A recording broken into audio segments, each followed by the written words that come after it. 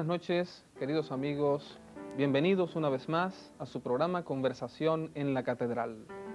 Gracias a los amigos que siempre nos siguen cada domingo a través de las frecuencias de televisión y de radio de Cadena de Noticias.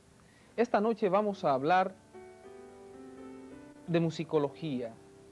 Vamos a hablar sobre la interesante relación que existe entre nuestra música popular, tanto la música popular tradicional como la música popular contemporánea, con aspectos esenciales del ser dominicano, como son, por ejemplo, la identidad cultural, la identidad nacional y otros conceptos.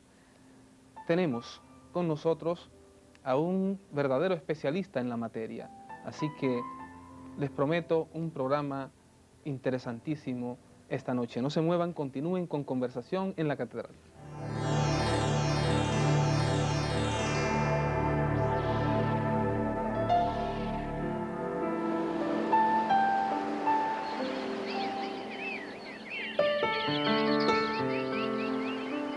La isla.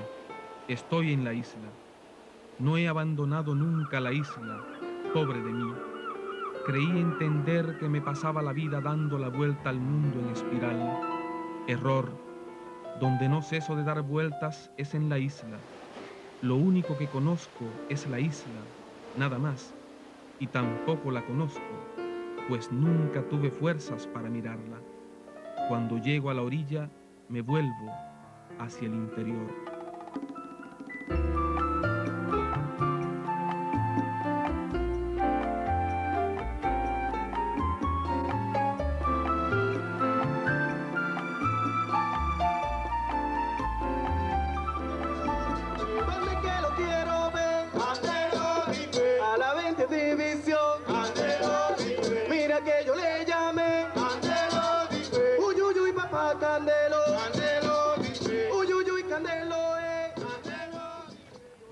Tengo el gusto de compartir esta noche en Conversación en la Catedral con mi amigo Darío Tejeda. Darío es politólogo, pero yo creo que es esencialmente culturólogo, musicólogo, y en la actualidad preside el Instituto de Estudios Caribeños de la República Dominicana.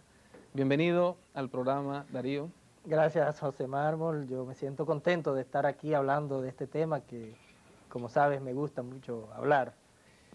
Darío, ya tú habías publicado hace unos años un libro sobre Juan Luis Guerra y 440, ¿no?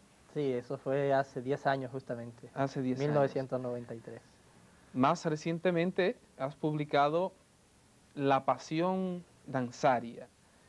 Yo creo que este libro, que ya ha caminado algún trecho, pues ha generado un interés en sectores importantes en términos de investigación y de estudios de la cultura, del folclore y de las tradiciones rítmicas de nuestro país. Yo quisiera que esta noche parte de los conceptos básicos de la pasión danzaria pues los expusieras aquí y conversáramos en torno a ellos para que la teleaudiencia y los amigos que nos escuchan a través de la radio pues se hagan una mejor idea en el caso de que ya conozcan algunos de los conceptos del libro, y los que no, pues se interesen y lo busquen y conozcan así tu obra. El merengue. El merengue es dominicano, el merengue nace en la República Dominicana. ¿Podemos los dominicanos reclamar el título de autenticidad del merengue como una expresión musical originaria de nuestro país? ¿O acaso Cuba, Puerto Rico y Haití tienen el mismo derecho? Primero, nosotros tenemos el derecho de reclamarlo porque el merengue tiene su sede oficial en la República Dominicana. El merengue es ciudadano dominicano y yo creo que ya eso se reconoce universalmente. Ahora, como haces la pregunta refiriéndote al origen, hay que decir que no necesariamente el merengue tuvo un origen primero dominicano. ¿Quién fue? ¿Dónde surgió primero? Con exactitud no sabemos dónde llegó el merengue primero. ¿Qué resulta con el merengue? que en la primera mitad del siglo XIX se conoce en el área del Caribe un género musical que se llama merengue. Este género musical se conoció en Cuba, en Puerto Rico, en Haití, en Guadalupe y Martinica, que son islas francesas. Se conoció también en Venezuela, incluso en Colombia y en Brasil. Que no es caribeño, pero está próximo y comparte con el Caribe algunos parecidos culturales y etnográficos. En la región de Bahía, particularmente en el Brasil, existe un merengue, ¿no? Correctamente. Entonces, ¿cuál de esos surgió primero? No hay forma de demostrarlo con evidencias hasta ahora. Lo que podemos hablar es de dónde aparecen las menciones, dónde se menciona primero. Y entonces en Cuba aparece una mención en el año 1847. Mención escrita, Una mención escrita, ¿no?, en un artículo firmado por Bartolomé José Crespo, publicado en un artículo que él tituló Las habaneras pintadas por sí mismas en miniaturas. Es un artículo, un pequeño documento que publicó una editorial en La Habana. Después en Puerto Rico se menciona en 1849, porque el gobernador de la isla en ese año, el general José de la Pezuela, emitió una orden prohibiendo tocar el merengue. Y solamente 7 años después de Puerto Rico, 6 años, aparece la mención en la República Dominicana en el periódico El Oasis en enero de 1855, cuando algunos de los escritores de este periódico, que escribían con anónimos, pero que eran intelectuales de entonces, salían diciendo que el merengue debía salir de los salones, porque era un merengue que ofendía a la decencia y que tenía letras muy procaces, y que esa manera lasciva de la gente bailar el merengue no se correspondía con las buenas costumbres. Ahora, esas primeras menciones que tiene el merengue en Cuba y en Puerto Rico no significa que surgiera allá primero que en la República Dominicana, o que en Haití, o que en otro país. Simplemente estamos hablando de los documentos que han aparecido hasta ahora. Yo tengo la sospecha de que a medida que transcurran las investigaciones en el país, vamos a encontrar nuevos documentos que van a arrojar luz sobre los inicios del merengue. Eso está todavía en brumas, pero podemos hacer suposiciones a partir de estudios históricos y documentos anteriores que se refieren, por ejemplo, a las mezclas de las danzas que existían entre los españoles, los franceses y los africanos, o la población de origen africano en el país. De esas suposiciones, pues uno parte para decir que el merengue tuvo un origen anterior a la independencia. Ese es mi planteamiento, ¿no? Que era parte del folclore que existía en la parte este de la isla, aunque no tengamos la documentación todavía a mano para demostrarlo. Pero fíjate que cuando aparece un documento diciendo que debe ser sacado de los salones, significa que ya estaba. Claro. ¿Cuánto tiempo tenían los salones? No sabemos. Entonces por eso es un poco difícil. No, y lo más interesante, significa ya que había penetrado, es decir, que como en efecto, y según tú planteas en el libro Pasión Danzaria, y han planteado muchos autores dominicanos que han trabajado desde el punto de vista musicológico los orígenes del merengue y de la música popular nuestra, como Manuel Rueda, como Emilio Rodríguez de Morici, como varios autores, ¿no? Ahora se me escaparán Inchaustegui, el mismo Marcio Veloz Maggiolo, en fin, no cabe dudas, y tú lo has dicho ya, de que el merengue es expresión eminentemente popular que resulta de la conjugación de ritmos africanos, ¿verdad?, con otros ritmos europeos. Si ya estaban en los salones de la clase alta del periodo preindependentista o en el proceso de la independencia, entonces quiere decir que esto ya había bastante tiempo de merengue. Sí, había un proceso que ya se había desarrollado con este género musical. Claro. La sospecha que yo tengo, es mi hipótesis, es que el merengue se produce, es decir, lo que ahora es merengue dominicano, ¿verdad? Porque así como surgió en varios países, eran estilos diferentes. Y el merengue colombiano, el merengue que existe en Brasil es diferente al merengue dominicano. Pero todavía ubicándonos en los orígenes en nuestro país de este género musical, yo tengo el planteamiento de que se produjo una fusión entre un derivado de la contradanza francesa que entró en el país en el periodo de la era de Francia en Santo Domingo, cuando después que España cedió esta parte de la isla a Francia a finales del siglo XVIII y que Francia estuvo pues gobernando la isla completa, incluyendo nuestra parte, hasta comienzos del siglo XIX, hasta 1809. En ese periodo se origina la expansión de la contradanza, que de hecho ya había tenido un periodo de penetración en las cortes españolas en Europa, y a través de ahí se extendió hacia el Caribe. Bueno, en nuestra isla, la contradanza francesa dio origen a una versión criolla, es decir, a una versión propia, autóctona de la contradanza, una contradanza criolla que se llamó tumba dominicana. La tumba. Entonces, esta tumba dominicana es interpretada por los músicos de sociedad.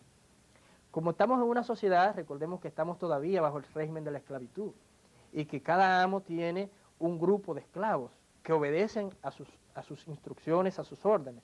Pero estos esclavos tenían... Estamos hablando de inicios del siglo XIX. Inicios del siglo XIX. Estos esclavos tienen sus propias celebraciones. Yo pienso que aquí se aplica lo básico de la tradición, de las tradiciones. La tradición es una repetición, es una forma de mimetismo, si tú quieres. La imitación es básica en la formación de una tradición.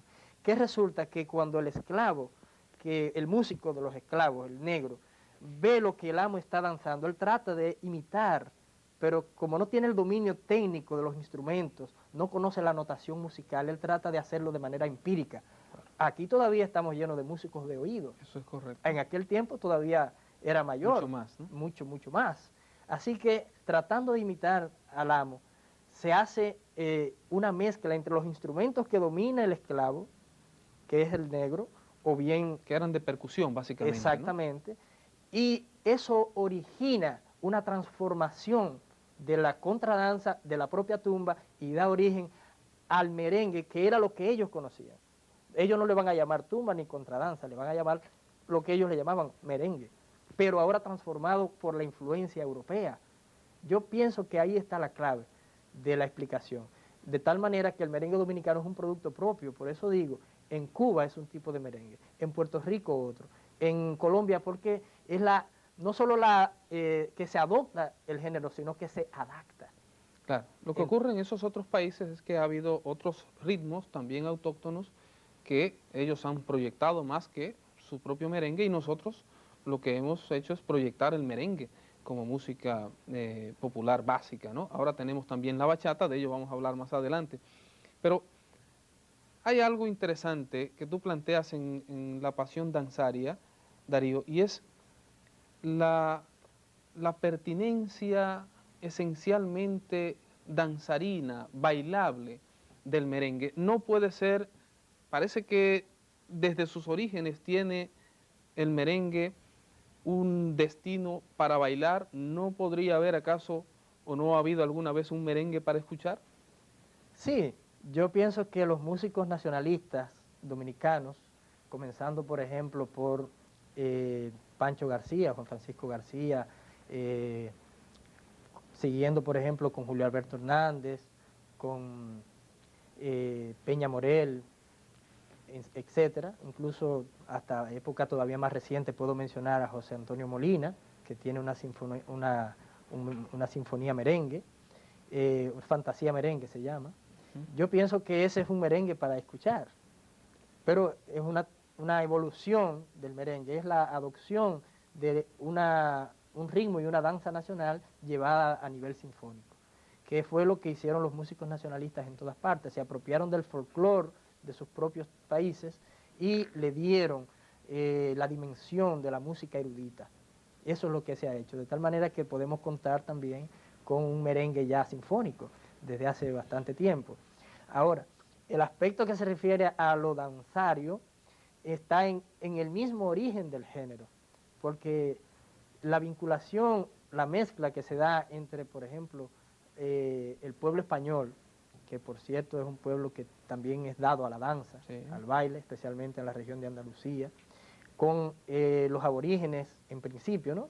que tenían sus areitos, eran danzas sagradas, pero danzas, bailes, con cantos, con sus instrumentos propios, etcétera, y luego con las diferentes etnias africanas que son traídas al país, de los esclavos de diferentes etnias que son traídos al país a trabajar en las minas o bien en la industria azucarera. Esa mezcla étnica que se da, que hace que surja la población mulata como población numéricamente predominante en nuestro país a través del tiempo, también se expresó en la cultura a través de la música, porque así a la guitarra española se le mezcla la tambora africana y también la maraca, que es de origen indígena hasta prueba en contrario, y eso da producto como origen a lo que es la música dominicana actualmente, específicamente en el merengue.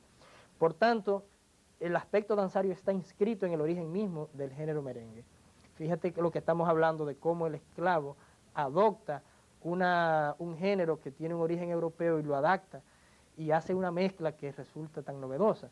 Ahora, todo eso tiene que ver con la vocación dancística del caribeño. Yo insisto en eso, porque la función principal que tiene la música en el Caribe es el baile. Vamos a hacer, Darío, con tu permiso, una muy breve pausa. Retornamos en breve con la pasión danzaria de los caribeños.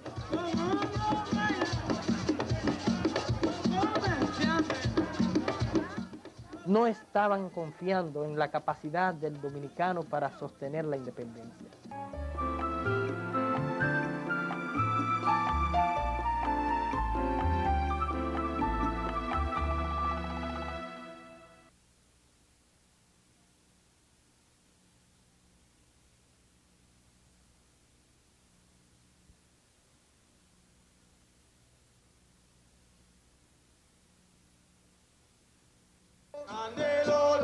¿Dónde que lo quiero ver?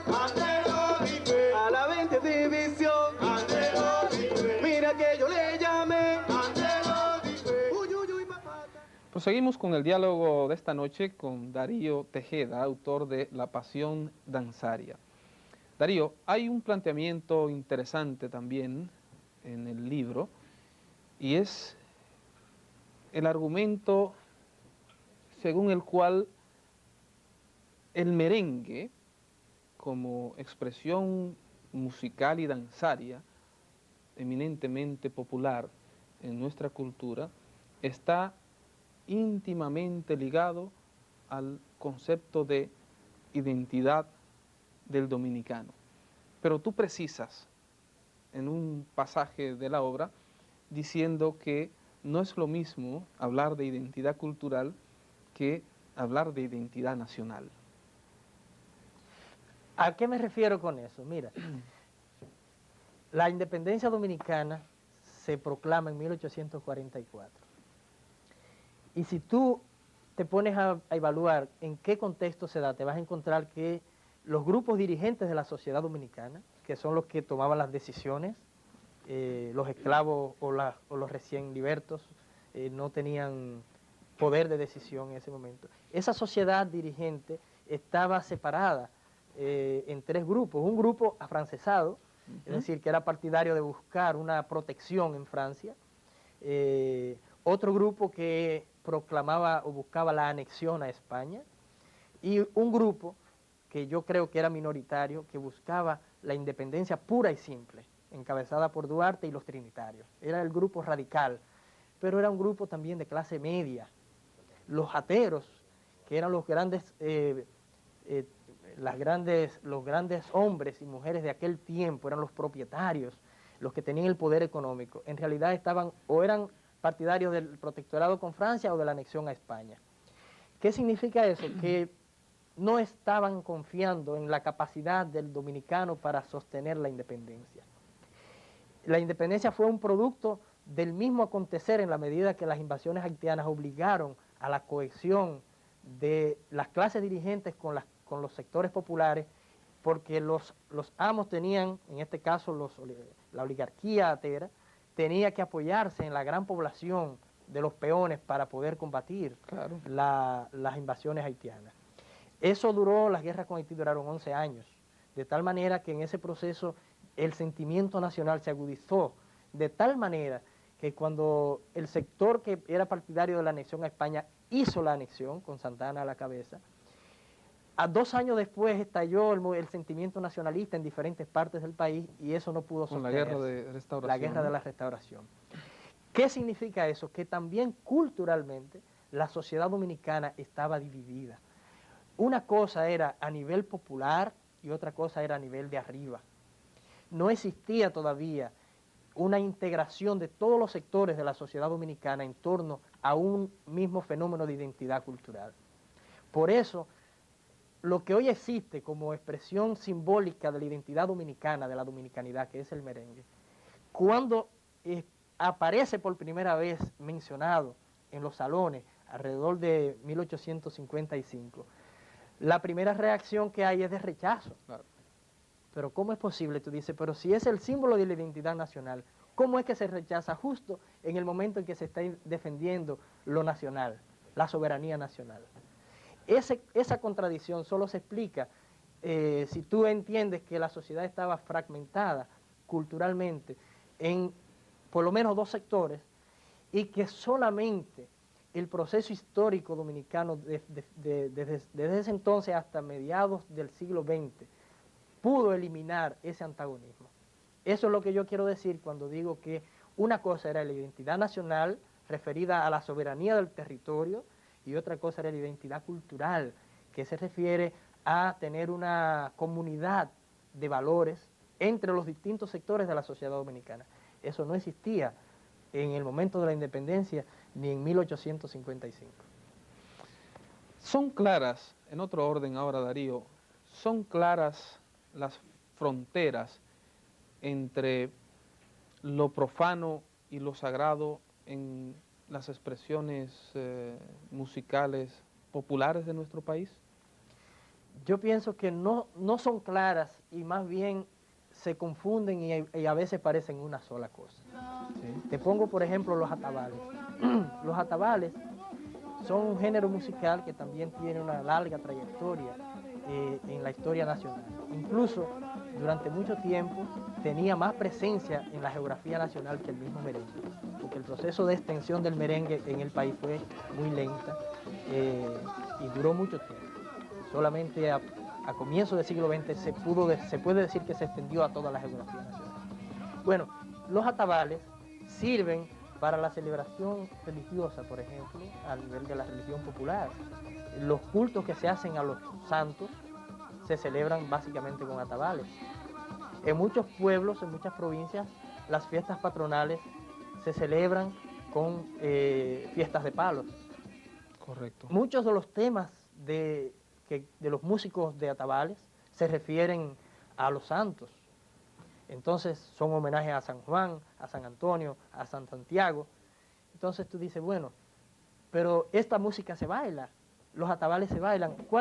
Si el baile se entiende como profano y el culto religioso como sagrado, ¿cómo se explica esa unión en un mismo fenómeno de celebración? ¿Acaso no se remontará, de hecho, a una influencia taína con los areitos, que eran una combinación de danza, o eran una danza sagrada y un canto sagrado, ¿no? Pero danza al fin y al cabo. Bueno, probablemente no, aunque no niego que pudiera existir alguna influencia en el principio, pero viéndolo actualmente yo pienso que no se establece una conexión con el areíto taíno, puesto que el taíno desapareció muy temprano y no tuvo mucho tiempo de hacer una mezcla, de ligarse, por ejemplo, étnicamente con los indios, que eran quienes podían mezclar con ellos. Yo pienso que eso tiene que ver con el proceso del sincretismo religioso y musical que se da en la isla durante la época colonial. Porque, ¿qué ocurre? Así como los conquistadores traen las cruzadas del cristianismo para la evangelización, también los africanos traen sus propias creencias, Claro. sus propios ritos religiosos. Y vivían mundos y sociedades paralelas, compartían un territorio, pero sus costumbres, sus hábitos, sus creencias no se cruzaban. Durante mucho tiempo, prácticamente 2 siglos, casi no había cruces. Eso fue poco a poco también. En el momento que el pueblo, es decir, la mayoría de la población de entonces, empieza a mezclar los santos católicos con virtudes africanas, en ese momento se incluye la música, porque en las religiones africanas la música es parte del mismo ritual. Exacto. Es un elemento esencial del ceremonial Bueno, religioso. lo podemos ver en los gagás, en el vudú, lo podemos ver en... Exactamente.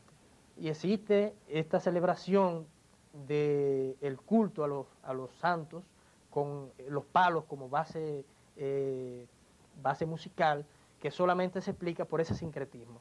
De tal manera que, aunque tenemos santos católicos, pero tienen atributos y tienen cualidades que son asimilables a las que tenían los luaces en África.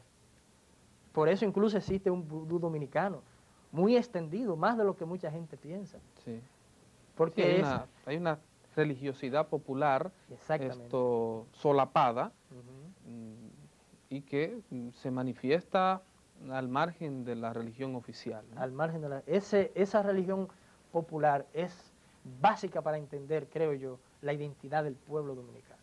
No de la élite dirigente del pueblo, sino del pueblo mismo, en su sentido lato. Yo creo que por eso no se puede decir que haya un deslinde claro entre lo sagrado y lo profano a nivel popular. Incluso la jerarquía de la Iglesia Católica en muchas ocasiones ha expresado su inquietud por la mezcla de elementos ajenos al catolicismo dentro de las celebraciones populares que se producen. Claro, pero eso es una expresión de simbiosis, de sincretismo cultural, ¿no? Efectivamente. O sincretismo religioso, si se le quiere especificar aún más. Exactamente. Que no se puede controlar con edictos ni con dictámenes. Te voy a poner un ejemplo. Hay un conflicto hace mucho tiempo en cuanto a la celebración del carnaval dominicano. Cierto. Con la época de la Cuaresma, porque resulta que el carnaval tiende a coincidir con la época de Cuaresma y para el catolicismo no son compatibles el carnaval y la Cuaresma. Pero en nuestro país se da, y se da también en Cuba, y se da también en Haití. Y se da en Haití, exacto. Es decir, es un fenómeno que tú puedes notar, al menos en el Caribe, en el Gran Caribe, en las Antillas Mayores, y tú dices, ¿pero a qué se debe eso? Bueno, es que el pueblo va adoptando sus propias maneras y a veces no toma en cuenta lo que una jerarquía de una iglesia tiene en su mente. Y eso no viene de ahora, estamos hablando desde antes de la independencia. La advertencia ocurre cuando ya el fenómeno ha ganado extensión. Entonces ahí viene la advertencia y se dice, bueno, hay que buscar una solución a esto, pero ya es probable que sea bastante tarde. Vamos a hacer, Darío, con tu permiso, una segunda pausa. Volvemos en breve con Darío Tejeda, La Pasión Danzaria. El acordeón viene a sustituir al grupo que se llamaba Las Bandurrias.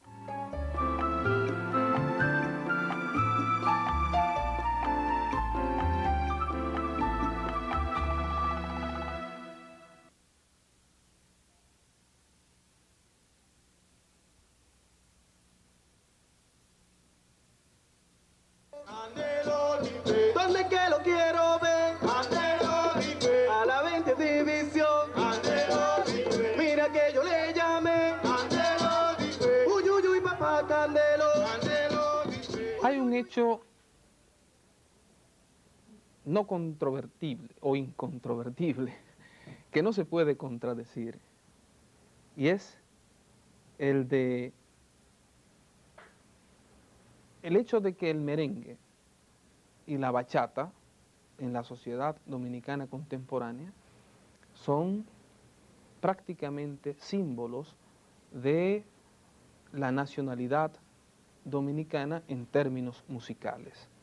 Ahora, ¿cómo entiendes tú, Darío, que han podido estos dos géneros musicales llegar a conquistar ese estatus en la sociedad dominicana en general, cuando en sus orígenes ambos eran rechazados por las élites intelectuales y las clases dirigentes, las clases hegemónicas en la sociedad?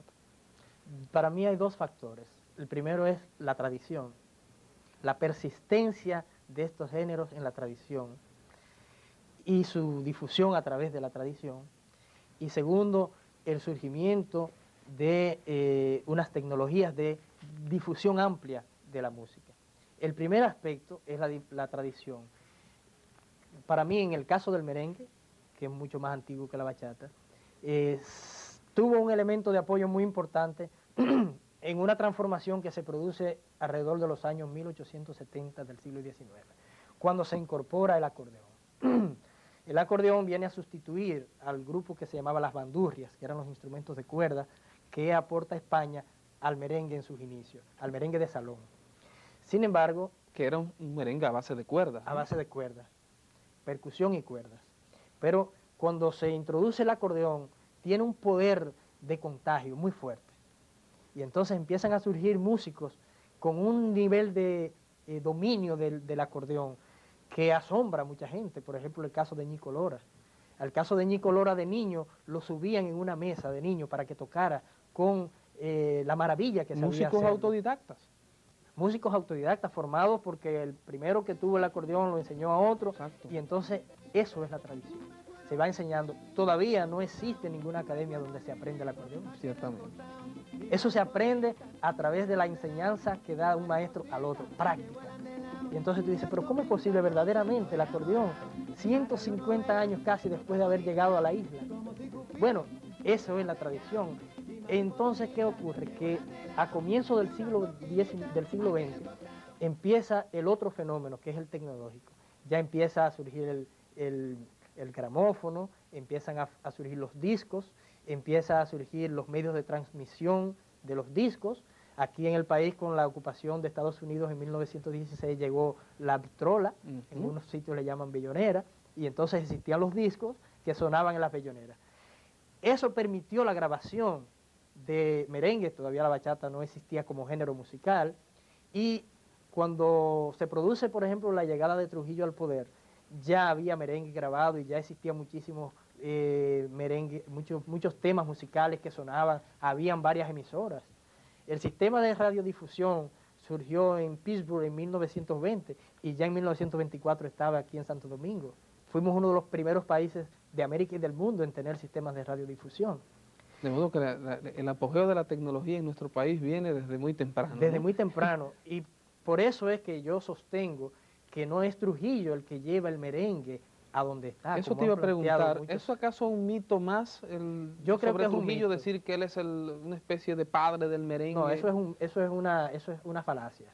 Eso es parte de la mitología que se creó en torno a Trujillo, que se veía como el benefactor de la patria. Mitología en pro, pero también hay una mitología en contra de Trujillo, pienso yo. Bueno, reduciéndonos al ámbito del merengue, Trujillo lo que hace es abrazar algo que él ve que tiene un amplio apoyo popular, porque Trujillo tenía una inteligencia, para mí, innata, de lo que es el dominio de la sociedad. Claro. Incorpora esto porque lo incorpora ve que en su campaña, su primera de 1930, su primera campaña presidencial, ¿no? Exactamente. O sea, tenía un gran sentido de el instrumento, de la propaganda como instrumento de captación de adeptos. Si duró ¿no? 31 años en el poder es porque conocía bien la idiosincrasia del pueblo dominicano. Y ya el merengue era parte de esa idiosincrasia. Cosa en la que también se esforzó Balaguer.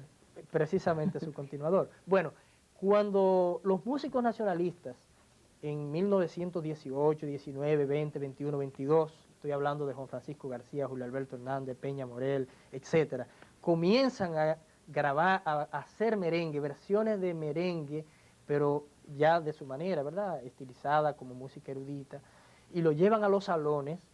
En los salones se despierta un gran interés porque ya se sentía que era el género que representaba la soberanía frente a un país que está ocupado por una potencia extranjera. Entonces el merengue empieza a ser sentido como símbolo de la dominicanidad. Comienza durante la época de la ocupación. Entonces, como durante este periodo es también que se produce el surgimiento y expansión de los medios de comunicación radial y de sonido en las viviendas, por ejemplo el sistema de vitrola que servía para hacer fiestas, sonando los discos, eso yo creo que permitió que el merengue se posicionara como lo que actualmente es, como un símbolo de la identidad dominicana y que llegara a convertirse en un producto de consumo masivo, puesto que el sistema de transmisión permite que un mismo tema suene al mismo tiempo en muchísimos lugares. Yo creo que pasó a formar parte de la cultura de masas en la República Dominicana. Con la bachata ocurrió más fácilmente, porque si al merengue eso le costó casi un siglo. Correcto. A la bachata le costó probablemente 2 o 3 decenios, porque la bachata surge cuando ya en el país hay muchísimas emisoras, ya está inventado los discos de pasta y los sistemas de bellonera para sonarlo existían en todas partes. De hecho, a una emisora se debe su difusión inicial, ¿no? Que fue Radio Guarachita. La Radio Guarachita, correctamente. O sea, la bachata se beneficia de esos adelantos tecnológicos y pasa inmediatamente a una amplia difusión. A propósito de bachata, Darío, ¿compartes tú este criterio que en estos días se ha estado blandiendo en los medios de comunicación, según el cual la bachata contribuye en forma importante al elevado índice de violencia intrafamiliar en la República Dominicana? Yo creo que eso es una visión demasiado parcial, porque igualmente podemos decir que la bachata contribuye a las uniones matrimoniales que se dan en las zonas marginales y rurales, concitando esa emoción y ese sentimentalismo que despierta la canción en las personas que comienzan a enamorarse. Sabido es que pero acuérdate que la bachata es básicamente la canción que habla de despecho, de amargue. No es tanto romántico como pudiese ser el bolero en algunas de sus manifestaciones. Tiene un peso fuerte de despecho, de amargue, de sufrimiento, de dolor, de tristeza, pero también tiene una gran fuerza emotiva en cuanto a la pasión amorosa.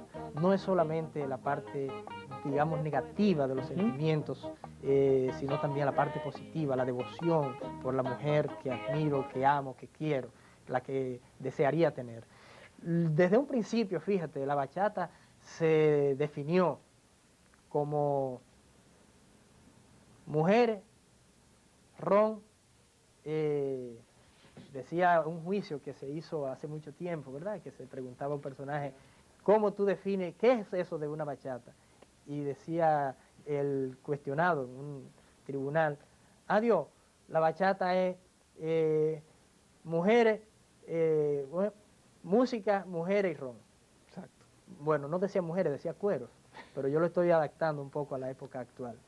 Para decir que en realidad las festividades están aquí en nuestro país, en la cultura nuestra, vinculan un aspecto hedonístico como es la bebida alcohólica, como el aspecto musical y el aspecto de la relación amorosa a través de la mujer, la relación con la mujer. Pero de ahí tú no puedes colegir que por el hecho de que la bachata contenga tristeza, exprese despecho, que eso induce a la criminalidad de los hombres. No, yo pienso que hay que ver otros factores, porque la sociedad dominicana está en un proceso de cambio donde yo interpreto que el hombre dominicano común no está preparado en su totalidad para asimilar el proceso de independencia de la mujer con respecto a la dependencia que tenía antes del hombre.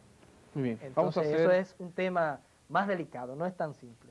Vamos de nuevo a una pausa. Volvemos en breve con Darío Tejeda y la pasión danzaria del dominicano y del caribeño. El mundo fue solo de los dos y para los dos. Su hogar. Hay un mercantilismo espúreo que se está desarrollando, que ve en este caso la música simplemente como un objeto de comercio.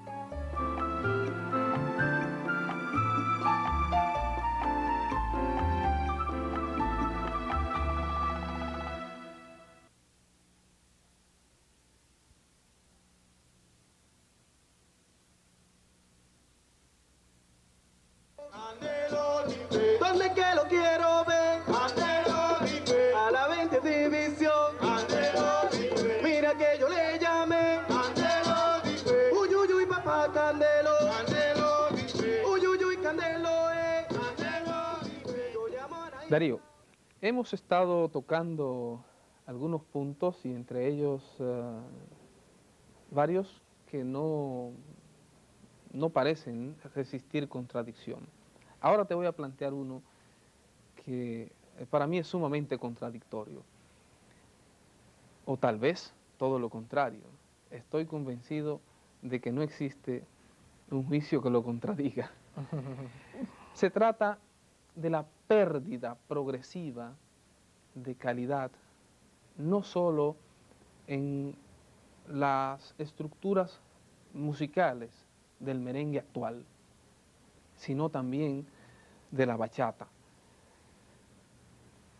Además de esa pérdida en términos rítmicos, progresiva, insisto, creo que hay una pérdida considerable también de la calidad en las letras.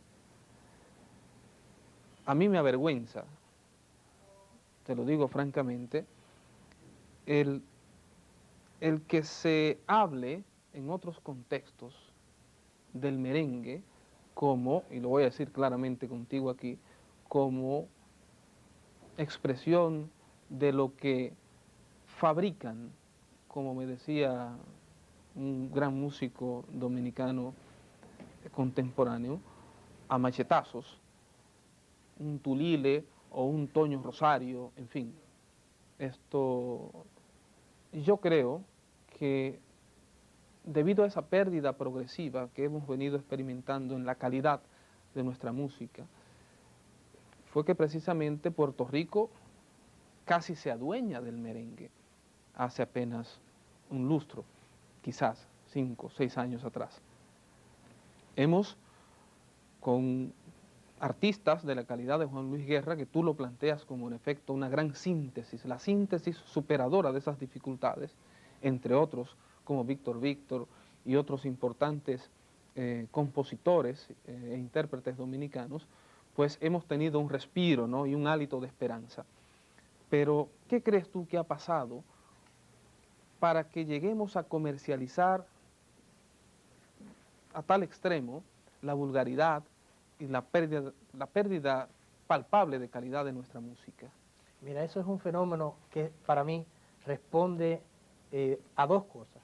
Número uno, a que hay un mercantilismo espúreo que se está desarrollando, que ve en este caso la música simplemente como un objeto de comercio y cuyo destino es hacer dinero lo más rápido posible, sin pensar en arte, que es lo que originalmente es la música. Claro. De tal manera que estos empresarios que promueven este tipo de merengue y de bachata, lo que buscan sencillamente es su beneficio personal, y para eso se apoyan en el segundo elemento, que es la existencia de una subcultura marginal, urbana, es decir, un segmento de la población que por niveles de instrucción o por distintos factores todavía sigue apegada o se puede apegar a las modas, que son también creadas producto de los manejos comerciales.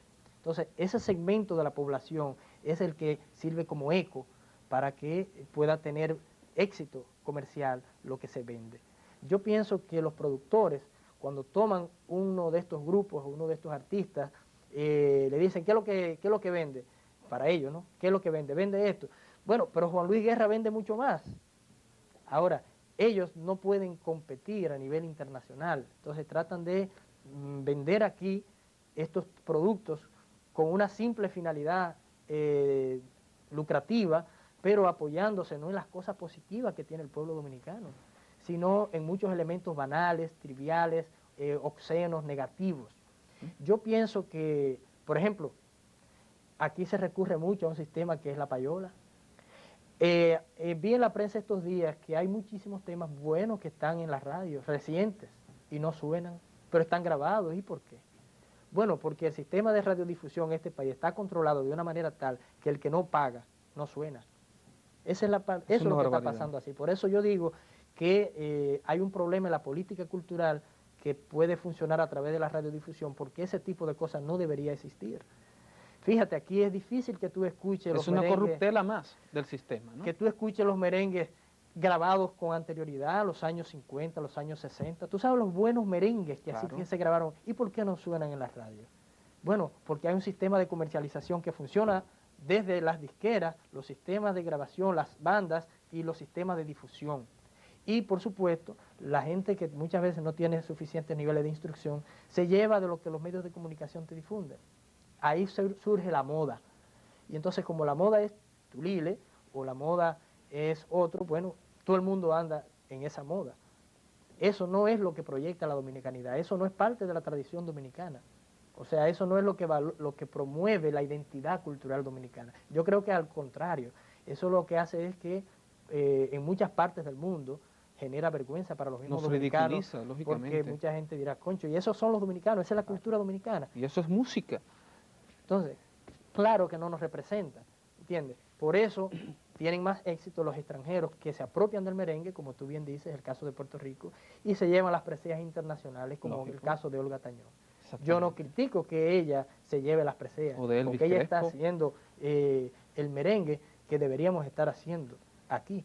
Ahora, estos empresarios deben preocuparse, creo yo, igual que los dueños de las emisoras, de que realmente se proyecte lo que tiene calidad. En este país estamos recibiendo 3 millones de turistas todos los años, muchos de los cuales se llevan música dominicana. ¿Y qué queremos que se lleven como expresión de la dominicanidad, de la cultura dominicana? Ese tipo de música de baja calaña, como se diría popularmente.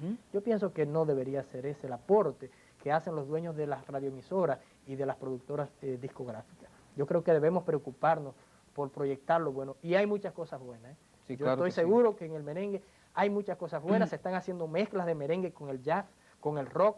Se está haciendo merengue sinfónico. Correcto. Yo creo que eso vale la pena más que este tipo de versiones que aparentemente se apoyan en el folclore. Bueno, en ciertas partes del folclore. No, pero hay un un merengue folclore como que por es- ejemplo el de Quinito Méndez, apoyado en la música raíz, y es buena música, Pero y es claro, música bailable. claro, el mismo- Lo que yo no comparto son estos merengues disfásicos o prácticamente afásicos que se basan en una sola frase y en un machacar una estructura rítmica que no tiene ningún sentido. Eso lo que hace, pienso yo, es que deteriora el que se pueda conservar este género como la expresión de la dominicanidad. Porque Claro. llega un momento en que la misma gente del pueblo, mucha gente del pueblo no se identifica con eso y dice, eso no es música. Ojalá que cada día se identifique menos parte de la población con esa execrable expresión musical. Esa es la música desechable. Igual que los platos, los cubiertos. Ojalá que sí, y que lo auténtico dure y que se conserve como en efecto tú lo haces en la pasión danzaria, Darío. Gracias por haber estado aquí con nosotros esta noche. Te deseamos muchos éxitos, que Gracias a ti continúen. por haberme acogido en tu programa, que valoro mucho. Gracias. Que pienso que hace una gran labor en el país. Sé que estás desarrollando varios proyectos de investigación. Estamos esperando ya los resultados de ellas, así que éxitos. A ustedes, amigos televidentes y amigos radioyentes, será hasta un próximo encuentro aquí en Conversación en la Catedral. Buenas noches.